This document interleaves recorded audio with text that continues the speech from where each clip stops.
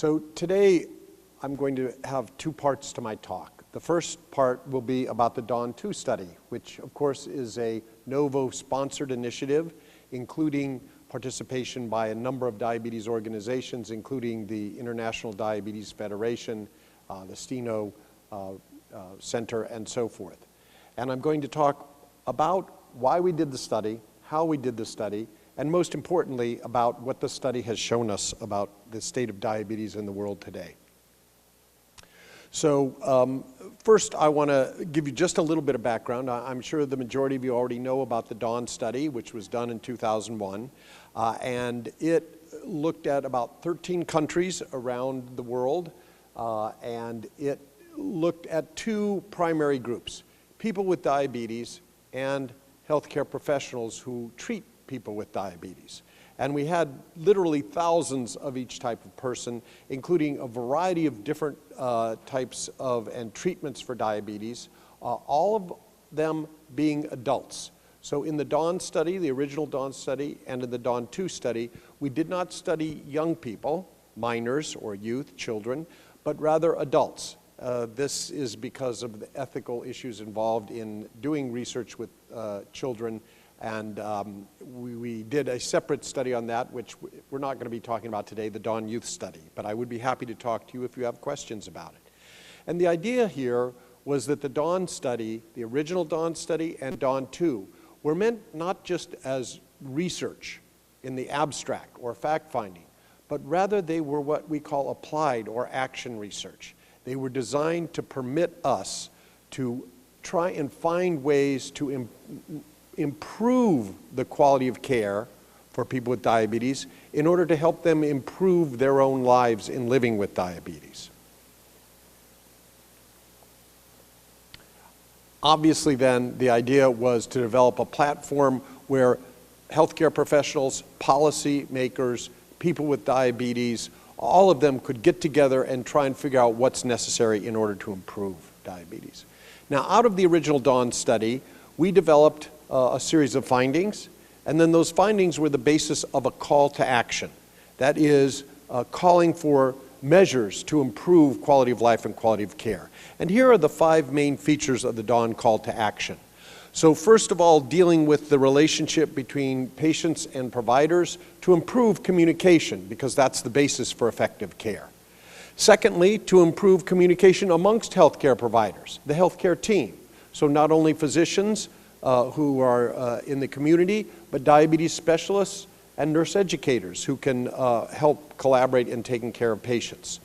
And that it's important that we bring them together in order to help them take better care of them. The important thing is that we're helping the patients, as we specify in point number 3. And one of the important ways to do that is by dealing with emotional issues. So it's not simply a matter of people knowing what they need to do, but dealing with the emotions, the feelings, the frustrations, and so forth that face people who are trying to manage their diabetes, which of course we all know is exceptionally difficult. And in particular, it's around effective therapies. So this includes both patients and providers. Do providers want to, for example, administer insulin, or is that something that seems complicated to them and so they resist doing it even though it would be good for the patient? And then finally, we need to deal with psychological support, which comes from healthcare providers, but also comes from those that a person with diabetes lives with, their family members, their peers, their coworkers, and so forth. So why then, after we did Dawn 1, do we need a new study? And there's, I guess, one important reason, which is diabetes continues to grow as a problem. Here's some figures that are put up for you, but I think it's very clear that rather than having diabetes become a smaller problem, it's clear that it's becoming a bigger problem on a day-by-day basis in virtually every country and every region of the world. And secondly, we know that healthcare systems are not really optimally designed to help people with diabetes. And we found that out in the original Dawn study, and although there has been some progress made, it's clearly the case that diabetes care is not as effective as it could be. Even with all the new technology that's been developed, people with diabetes still are not taking the kind of care of themselves that they need to. And so we felt that there was a new study required to reassess where we are today, 10 or 12 years later, and to then use these findings to help us build a better world for people with diabetes. So our long-term goals were to, first of all, raise the awareness about what's happening, what needs are not currently being met. And it's important to understand that this takes place not only globally, but on a country-by-country basis. So, for example, in your country, you may be doing certain things very well, but perhaps other countries are not doing them so well.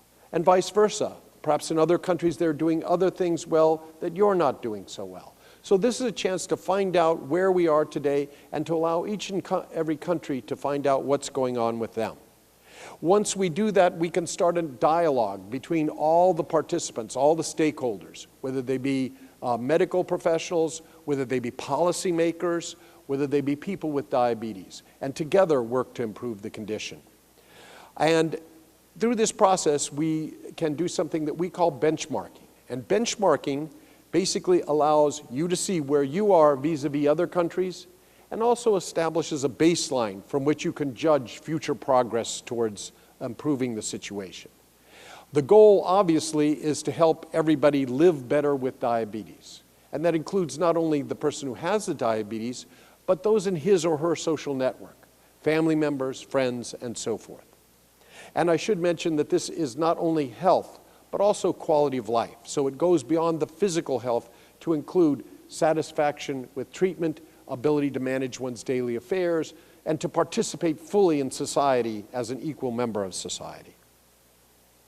So here are a couple of our objectives, and the first one is that we not only want to know what the situation is, but we want to know what will make it better and what will make it worse. What kinds of things can we do to improve the situation? What's holding us back from achieving our goals? And this applies to all three kinds of stakeholders that Dawn 2 is looking at: people with diabetes, family members, and healthcare providers. I mentioned that our goal is to benchmark, which I explained to you recently, and the benchmarking includes a number of things that we try to assess. One of which is very important is support for people with diabetes, and another is things like diabetes education. One of our major goals in this study, and something I won't be talking about very much today, but is an important part of Dawn, is that last point: to allow people to speak in their own terms. So of the over 15,000 people that have participated in Dawn 2, each one of them was given an opportunity to tell their story, what they think needs to be done.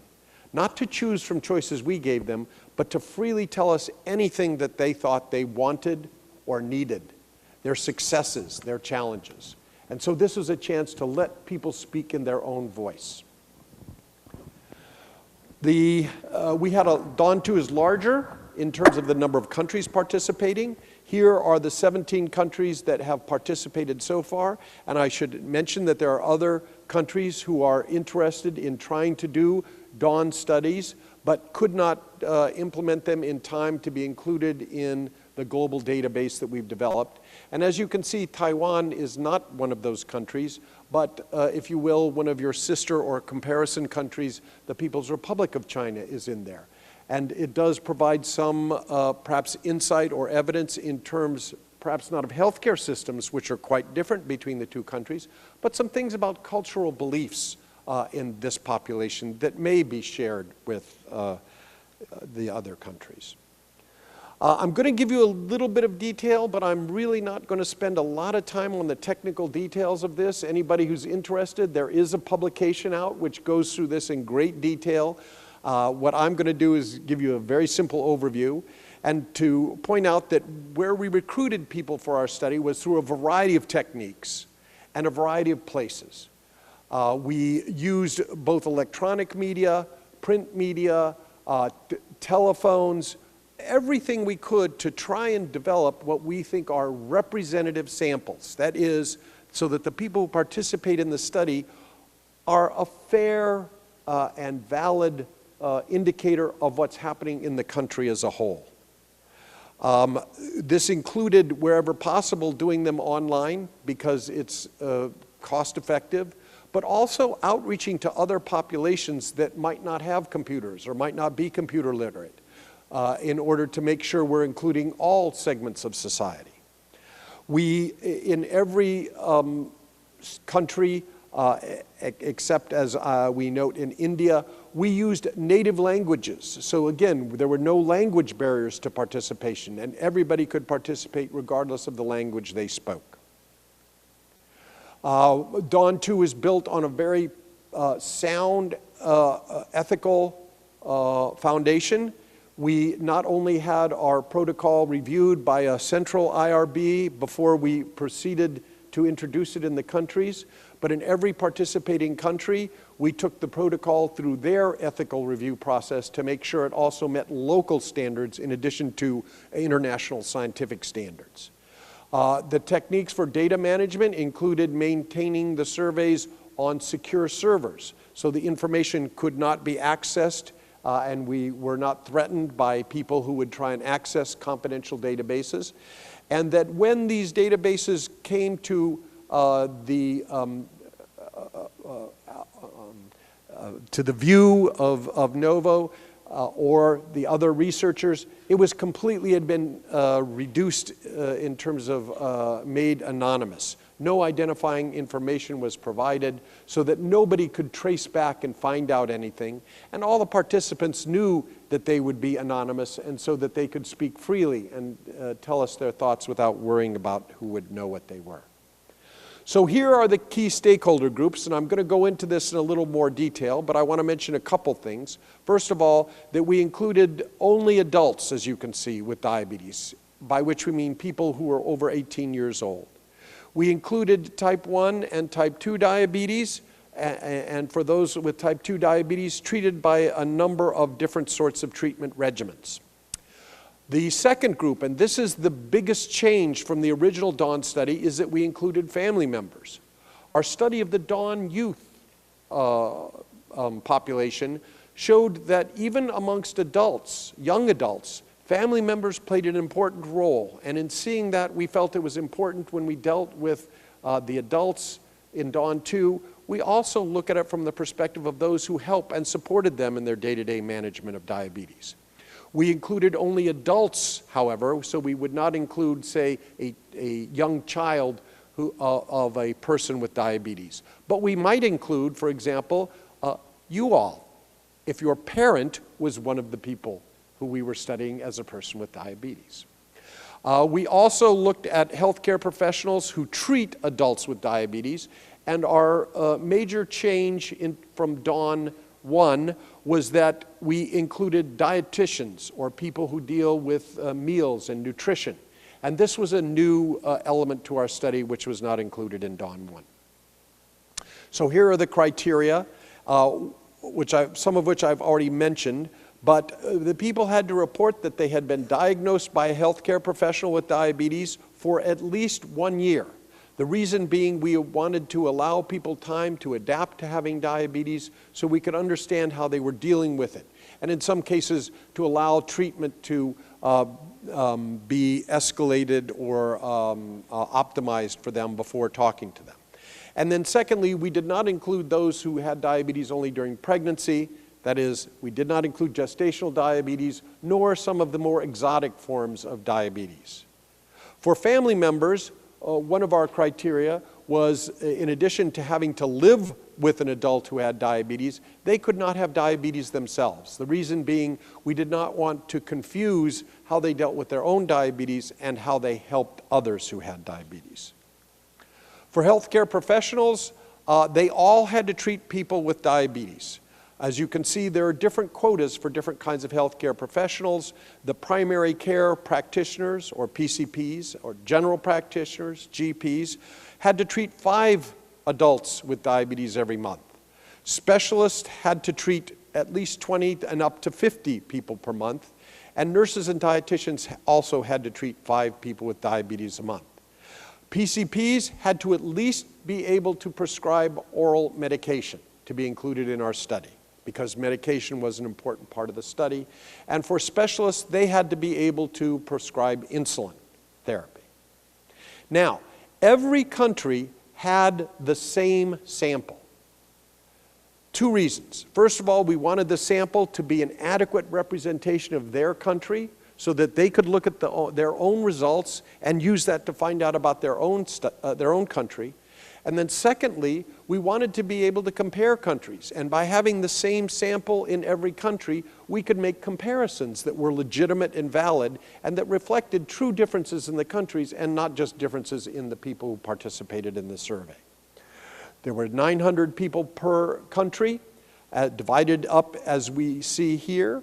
And you can see for the type 2s, what we had was more people with type 2 than type 1, as is the case in the population.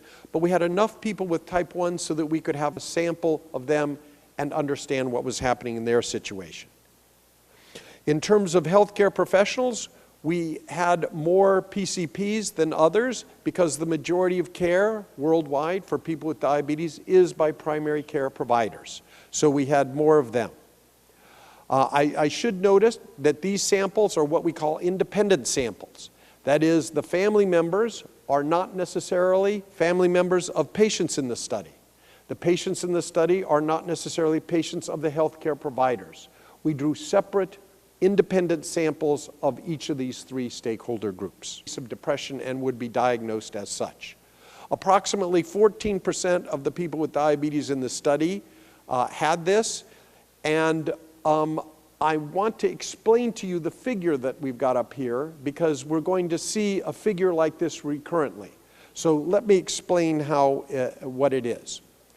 Over here, what we've got is the proportion of people who have some trait. In this case, the proportion of people who have likely depression, and this is a WHO 5 score of less than or equal to 28. Here, across the bottom, we have the countries that participated in the study, grouped by region. So over here we have North America, here we have Europe, Eastern Europe, and then other countries including the Middle East and Asia. And of course, here is China, People's Republic of China. The figure is drawn so that each country shows the score for that country. So here the score is about 8, and the 95% confidence interval. So we can be 95% sure that this country's true mean falls somewhere between, I guess, about 6 and about 12. The red line is the mean score. And what this allows us to do is say that certain countries score below the mean, their 95% confidence interval does not cross the mean, and we see other countries who score above the mean. In this case, this country scores above because their 95% confidence interval does not cross. In addition, it also lets us compare countries. So for example, if we look at the 95% confidence interval here, we can see it doesn't overlap here. So what that means is Mexico has fewer people who are depressed than United States, a statistically significant finding. This is a recurring format that you're going to see for some of the slides. And I should point out to you, for those of you who are watching very closely and who like numbers, that this number up here may not perfectly agree with this. This is because this number down here has been adjusted for some characteristics. So this is the raw number that represents when we simply tally up the number of people, and then this is adjusted so that we can make fair comparisons among the countries. So again, what we can see here is, although there are a few countries that may be above or below the mean, there's a general tendency for there to be this level of depression. And I should point out to you that in the countries where we can compare data to a population that doesn't have diabetes, it's 2 to 3 times as high. So a significantly elevated risk of depression for people with diabetes. Now this is about emotional distress. For those of you who know the measure, this is diabetes-related distress, or the problem areas in diabetes score, above 40, which indicates it's quite a high level. And again, we see differences among the countries. Here, for example, in the North America and Europe, we tend to see groups scoring below, and in the other areas of the world, we see that countries tend to score somewhat higher. So this tells us that there are systematic differences by region of the world in terms of how much distress, how much worry about diabetes people experience. This is now picking up on a couple specific aspects of diabetes, looking at people who are worried about hypoglycemia, and over half the people do when we look globally across the whole Dawn population, and that over a third of people feel that their diabetes medication interferes with their daily life. And I should point out to you that, remember, some of those people are not taking medication, so that it's even higher if you look at the percentage of people who are actually taking medication. Here, what we found is that there are negative impacts not only on one's health, but on various aspects of one's life. As one would expect, the strongest and most powerful negative impact is on physical health. But perhaps it may be somewhat newsworthy to you that these negative effects extend to virtually all aspects of life, including emotional well-being, which is also quite high, but also including financial status, because diabetes care can be expensive, can keep you from working and so forth, that it can impact various kinds of activities that you engage in, whether they're leisure or work and studies, and that finally, even in terms of your relationship with family and friends and peers, this can have a substantial effect.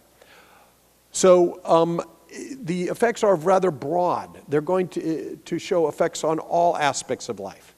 Now, although I'm not going to show you data on this, I also want to point out to you that the Dawn 2 study, is the first to assess not only negative impacts on an international basis, but also positive impacts.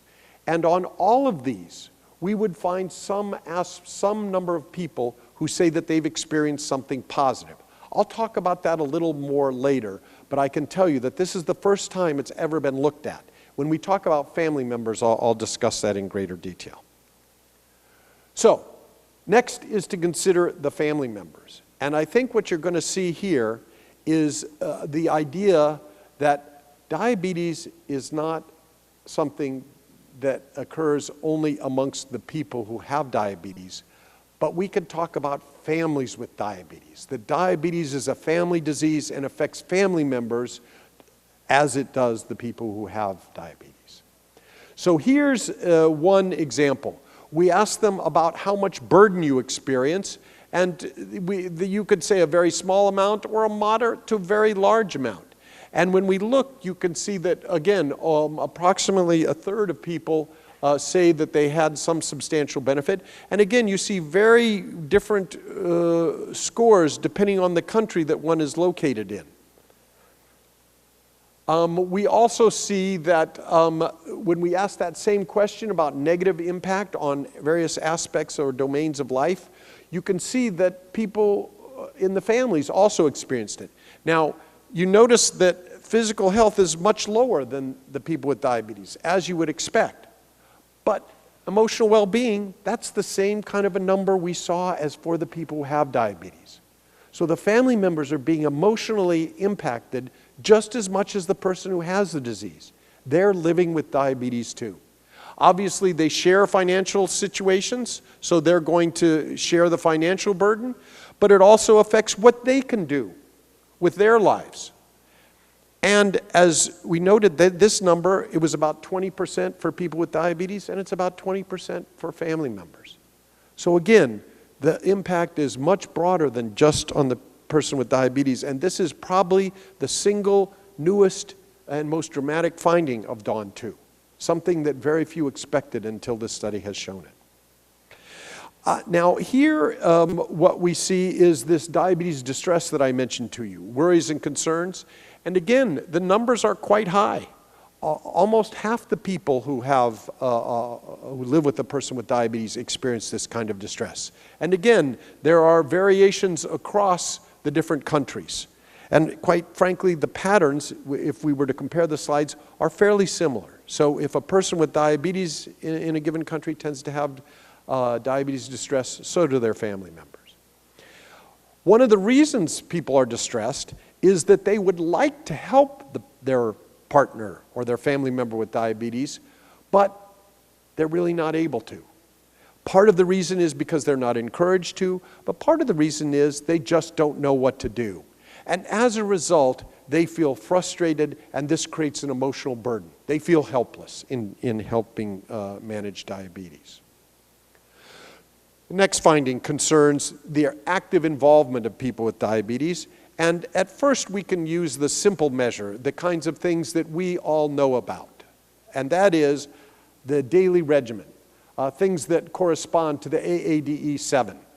So here, as we look at these various domains of diet, exercise, monitoring, foot check, medications, we're looking at the number of days that people do whatever it is they're supposed to do, whatever they've been told to do by their doctor. So the maximum score is 7. As we look at this, we can see that they come closest to doing what they're asked to do for medication. So on 6 out of every 7 days on the average, they take their medication the way they have been asked to. The next highest is diet. And they say they eat right, healthy, about 5 days out of 7. So that means 2 of the days they're not eating the way they should. And this is from their own perspective. The others are all between 3 and 4. So on the average, this is about half the time they do what they're supposed to be doing on these things, including, in particular, monitoring blood sugar and checking their feet. By the way, over here, this shows when we're looking at the different countries what they're like, and this shows the country that's highest, lowest, I should say, and highest. So as you can see, looking at country to country, there's a lot of variation. Looking at medication, for example, it goes from less than 5 to almost 7. In foot care, this shows perhaps the biggest difference, going from about once a day doing what you're supposed to do to 5 times a week doing what you're supposed to do. So not only are the numbers, the totals, the averages less than we would hope, but there's a lot of difference, and some countries are doing not very well, and some countries are doing better. So there are countries that can serve as role models, perhaps, and others that have unmet needs that they should perhaps prioritize as goals for improvement. We also looked at things that might help patients take better care of their diabetes. And these are what healthcare providers are doing to help provide care. So first of all, if we look at the more medical kinds of things, testing for long-term blood sugar, the numbers here are pretty good. 3/4 of people are measuring, having their blood sugar control measured. But when we start to look at the others, the numbers drop dramatically, from about 50% for having foot exams and being asked about foods, to less than 1/3 being asked about psychological disorders that may serve as barriers to effectively managing their diabetes. Here it's clear that the healthcare professionals say there is need for improvement. And I'm sure if we asked you, you would say the same thing. Looking at those numbers we saw and what patients are doing, they not only could be doing better, but they need to be doing better. And in particular, you notice this is for the medical things. Even though patients are doing better, this is where healthcare providers tend to concentrate. They concentrate on the things where they're already doing better. And the things where they're not doing so well, they say there's less need for improvement. So there's something of a mismatch between what patients are doing and what providers think they need to do better.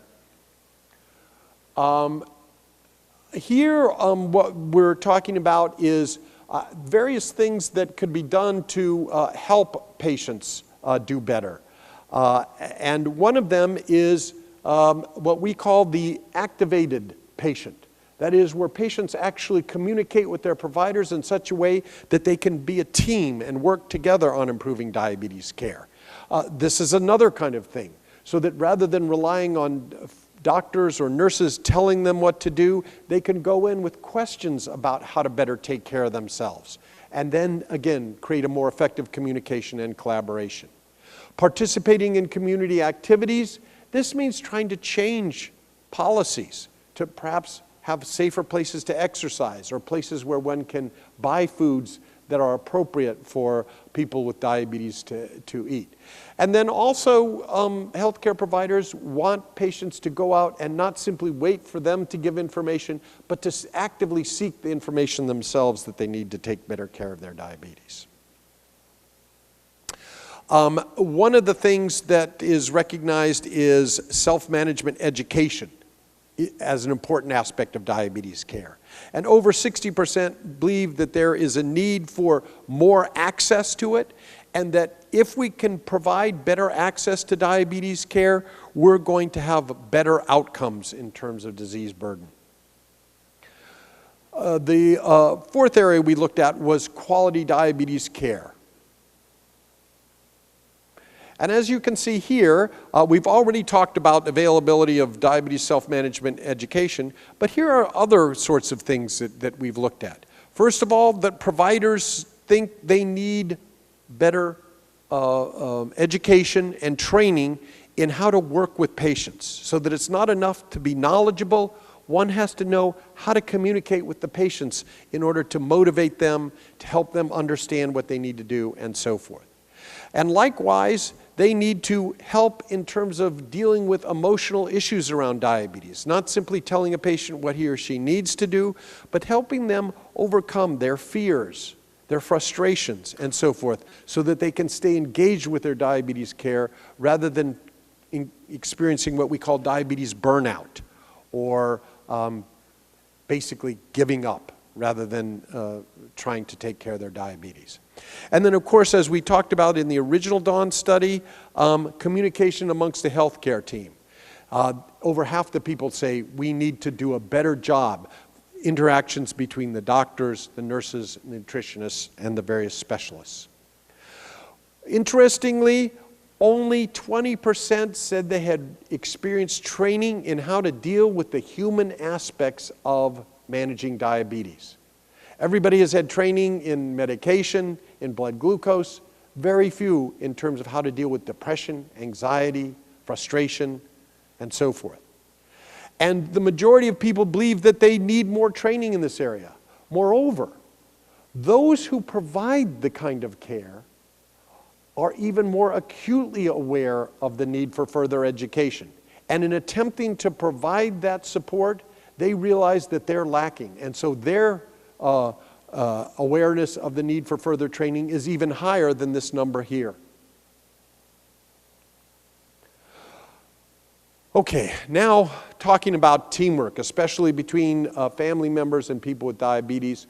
When we ask healthcare professionals, they say that this is an important and good thing to do. And yet, when we ask them about, do you work with family members, we find very few of them do. So on the one hand, we've got the recognition, but we've got very little behavior that follows through on that recognition. We do know that being involved in helping the person with diabetes actually benefits not only the person with diabetes, but also the family members themselves. We see those positive aspects of diabetes, those positive impacts I talked to you about. We see things amongst the family members when we talk to them. They say things like, being with a person that's with diabetes has taught me how to live a healthier lifestyle. I now recognize the importance of eating right and of exercising. Some of them have said it's an emotional thing. Seeing the person deal and work so hard to take care of their diabetes has made them an inspiration to me. Just seeing what they go through and how they sacrifice for their family. What we've also found is that these kinds of collaborations, when they work, are even more beneficial. So when when family members feel that they know how to help the patient and that they're doing something good, that in itself is rewarding for family members. So this is the kind of thing where we feel we can encourage this sort of effort because we know it does not have a downside. It virtually has only positives, assuming that it's done correctly, which requires education and so forth. So next, in Dawn, most of what we've talked about has focused on the lives of the people with diabetes themselves in terms of living with diabetes, managing their diabetes, and so forth. But the Dawn 2 study also took a broader societal perspective, looking at the relationships not just between the person with diabetes and their family, but in terms of the larger community. And one of those aspects that is very important is discrimination. Discrimination can be legal, that is, the law permits someone to discriminate against somebody with diabetes, for example, not allowing them to have certain jobs, even though they're qualified for them. But it can also be non-legal, or if you will, extra-legal. That is, treating someone in terms of not being their friend because of them having diabetes. So first of all, we looked to see whether the people with diabetes experienced this kind of discrimination, as well as other lesser forms like intolerance and lack of support, and about 1 in 5 did. Now, you might say, well, maybe that's just because of their subjectivity, but when we look at the family members of people with diabetes, they agree. Approximately the same number, about 20%, say, yes, the person that I live with has been discriminated against. Now, they're not talking about themselves. They're talking about somebody else, their loved one, and what's happened to them. Moreover, even when we ask healthcare professionals who are not at all living with this kind of discrimination, they agree that this kind of thing happens. So it's clear that the evidence is quite strong that this happens, and although I'm not going to talk about it, in the Dawn study, we also did an analysis of the laws in various countries and found that yes, there are countries where legal discrimination occurs, where the laws themselves say people with diabetes are not allowed to do things that other people can.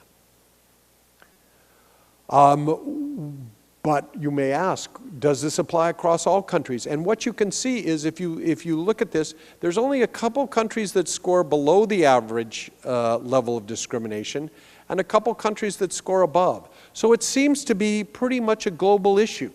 While there is some variation, discrimination seems to be a common element against people with diabetes. I can speak about the USA, and I can tell you that the American Diabetes Association and the American Association for Diabetes Educators has made this one of their focal points of their programs, is to try and attack discrimination wherever it exists.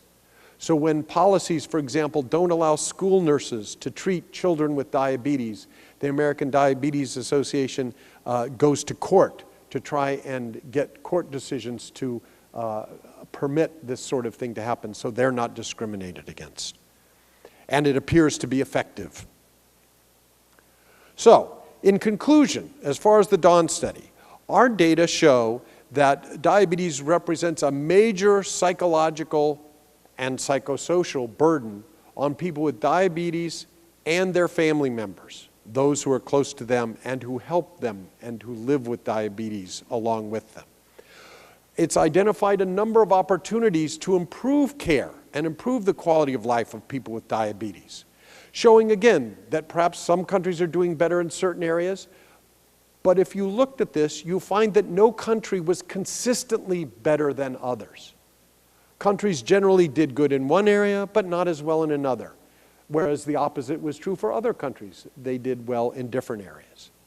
So in summarizing the results and what this takes us to, we see that there is a need for further action to continue to improve the lives of people with diabetes and those who live with them in taking care of their diabetes.